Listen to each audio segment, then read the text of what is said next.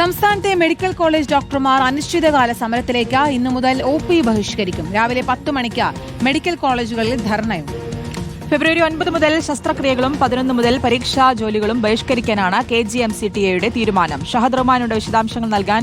Good morning Shahad. കാര്യങ്ങൾ കൂടുതൽ സങ്കീർണതയിലേക്ക് പോവുകയാണ്. പ്രതിഷേധം കടുപ്പിക്കുകയാണ്. അടുത്ത ഘട്ടത്തിലേക്ക് കൂടി കടക്കുകയാണ്. ഇന്നിപ്പോൾ ഈ സമരം തുടങ്ങുന്നതോടെ എത്രത്തോളം ബാധിക്കും ഈ ആശുപത്രിയിൽ എത്തുന്നവരെയൊക്കെ? ആശുപത്രിയിലെത്തുന്ന സാധാരണക്കാരായ പാവപ്പെട്ട രോഗികളെ സംബന്ധിച്ചിടത്തോളം ഏതൊരു സമരവും അത് ഈ രോഗികളെ കാര്യമായി തന്നെ ബാധിക്കും.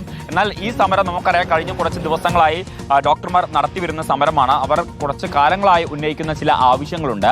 ആ ആവശ്യങ്ങൾ സംസ്ഥാന സർക്കാർ പരിഗണിക്കാത്ത പശ്ചാത്തലത്തിലാണ് അവരിപ്പോൾ കടുത്ത സമരങ്ങളിലേക്ക് പോകുന്നത്. ഘട്ടം ഘട്ടമായിട്ടാണ് സമരങ്ങൾ അവർ ആസൂത്രണം ചെയ്യുകയും ചെയ്തിട്ടുണ്ടായിരുന്നത്. എന്നാൽ കഴിഞ്ഞ ദിവസം ഡോക്ടർമാരെ സംബന്ധിച്ച നേരിയ ഒരു പ്രതീക്ഷയുണ്ടായിരുന്നു. കാരണം സംസ്ഥാന ബഡ്ജറ്റിൽ ഡോക്ടർമാരെ പരിഗണിക്കുമെന്നുള്ളത്. എന്നാൽ ആ പരിഗണന സംസ്ഥാന ബഡ്ജറ്റിൽ ഡോക്ടർമാർക്കുണ്ടായില്ല എന്നുള്ളത് അവരെ സംബന്ധിച്ചിടത്തോളം വലിയ നിരാശയാണ് ഉണ്ടാക്കിയിട്ടുള്ളത്.